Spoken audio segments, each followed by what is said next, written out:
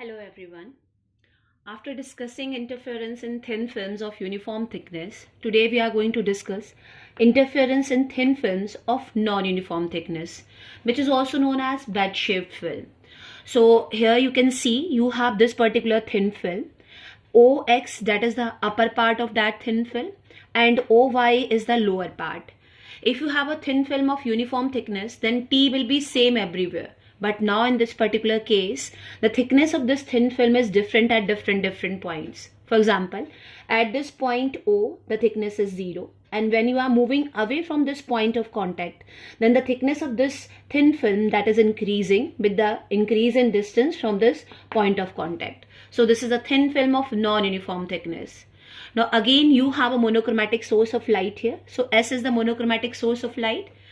From this particular source, a light ray will incident on the upper part and the process is same. At this point, some part of the light is reflected and some is transmitted. So this is the reflected part, reflected from upper part of thin film, and this one is the transmitted part. Now this transmitted ray AB that will strike on the lower portion, and again at this point some part of the light is reflected and some part is transmitted. I'm not going to represent the transmitted part here. I'm just showing the reflected part here. So this reflected ray, when it will reach on this upper part, again it will suffer reflection and refraction. Again I'm not showing the reflected part here. So as you can see here, you have two rays, R1 and R2. This R1 that seems to come from this particular point, that is upper part of this wedge-shaped film, and this R2 that seems to come from this particular point B. So R1 and R2, since they are obtained from same ray, so these two rays are coherent in nature because we can maintain a constant phase difference between them.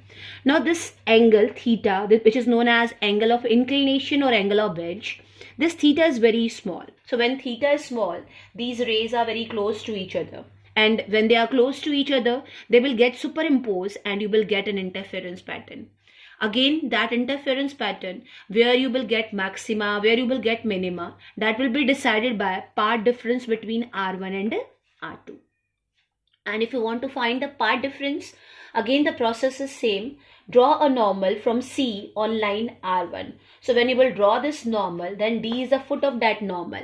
Now you can see here beyond this line CD. If you will see beyond this line, then both the optical paths will be same. It means the part difference between these two, that will be AB plus BC, which is in this wedge-shaped film of refractive index mu, and minus this path AD.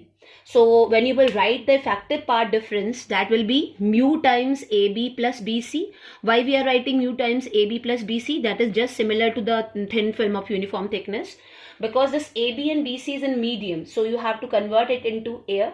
So you have to multiply with mu. So mu into AB plus BC minus AD is the part difference. So the next step is we have to find the value of AB, BC and AD. So in this triangle, you can see here, this angle is angle of incidence, I. This is angle of refraction.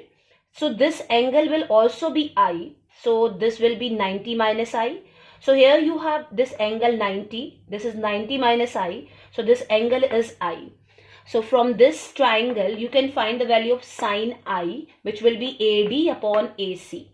So sine I is AD upon AC.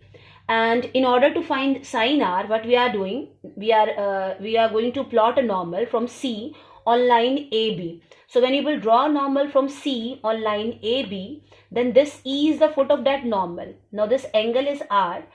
Total is 90. So this remaining will be 90 minus R.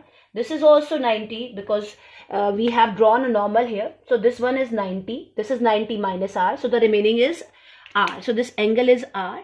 You can find the value of sine R from this triangle, which will be AE upon AC. So you have sine I as AD upon AC and sine R as AE upon AC. So according to Snell's law, mu is equal to sine I upon sine R, which is AD by AC upon AE upon AC. So here you are getting AD as mu times AE. So substitute this AD as mu AE. You are getting here part difference as mu into AB plus BC minus AE. Now we are taking two triangles here. First one is BDC and the second one is D O dash. Now first we will try to understand that how you are getting these triangles. So what we have done, we have extended this normal along this side, and this one is normal on the upper part of this bed shaped fill, and this is normal on the lower part of bed shaped fill. If you will extend these two normals, they are going to meet at this point O dash. So if you have this bed shaped film, if you have this normal on upper part and you have a normal on the lower part, then these two normals, when they are extended, they are going to meet at this point O dash, and at this point this angle is also theta. So if this is theta, then this angle is also theta. So now you have this particular triangle ABO dash, where you know the value of this angle is R, this one is theta. So geometrically, this exterior angle will be sum of these two interior angles. So this one is R plus theta. Now, and the next thing which we are going to do here, this is your transmitted ray, transmitted from upper part of bedsheet film AB. Now we are going to extend this line along this direction. We are just extending AB along this direction, and we will draw a normal from C on OY. When you will draw this normal, extend this normal along this direction, then this AB when extended toward this, and this CD when extended toward this direction, they are going to meet at point O dash. Now you have two parallel lines, this, and there is a line which is cutting these two lines. So if you have two parallel lines and there is another line which is cutting these two, and if you know the value of this angle, if this is R plus theta, then this angle is also R plus theta. So using the same logic, if this is R plus theta, then this angle is also R plus theta. Now we are considering two triangles. First is this triangle and the second one is this. That is BDC, and the second is BDO double dash. Now in these two triangles, you have BD as a common side. So BD is a common side. You have this angle BDC as 90 and BDO dash as 90. So these two angles are also same in these two different triangles. And next one is, when you are extending this CD along this direction, then geometrically CD will be equal to DO double dash. It means you have three common things in these two triangles. This side is common. These two angles, they are having same value. This side is exactly equal to this one. It means these two triangles are similar triangles, and the remaining corresponding sides will be same, corresponding angles will be same. So using that particular logic, this BC will be exactly equal to BO double dash. So that is the conclusion. This BC is equal to BO double dash. So if you will apply this logic here, then replace BC by BO double dash, you are getting part difference as mu times AB plus BC. Now instead of BC, you are writing BO double dash here minus AE. Now this AB plus BO double dash, this total will be AO double dash, and minus AE means this one is AO double dash. You have to subtract AE from it. So when you will subtract AE from AO double dash, you will get only EO double dash. So the part difference finally that reduced to a single side, that is mu times EO double dash. Now our objective is to find this EO double dash. So you have this EO double dash in triangle CEO double dash. Now from this triangle, if this is CD, if CD is T, then DO double dash is also T. It means you know what is the value of CO double dash, that is equal to 2T. So you can find cos R plus theta in this triangle, which will be EO double dash upon CO double dash. So EO double dash upon CO double dash is cos R plus theta. So EO double dash will be CO double dash cos R plus theta, and CO double dash, that will be sum of this and this, that is 2T. So you are getting EO double dash as 2T cos R plus theta. So the part difference after substituting in equation number 4, that will become 2 mu T cos R plus theta.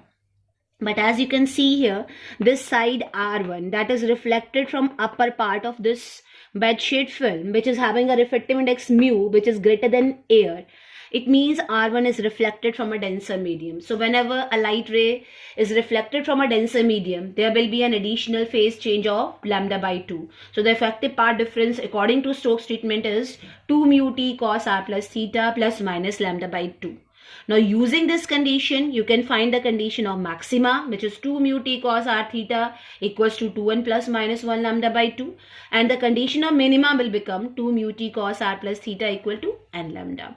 So these are the results for reflected system. Similarly, you can find path difference for transmitted system, and you can also find the condition of maxima and minima there. So in transmitted system, the path difference will be 2 mu t cos r plus theta. No additional plus minus lambda by 2 there, because that is applicable only for reflected part. So the condition of maxima is 2 mu t cos r plus theta equals to n lambda, which was the condition of minima in reflected, and the condition of minima in transmitted, that is the condition of maxima in reflected. It means the results of reflected and transmitted both are complementary to each other. So this is all about interference in thin films of non-uniform thickness. Thank you.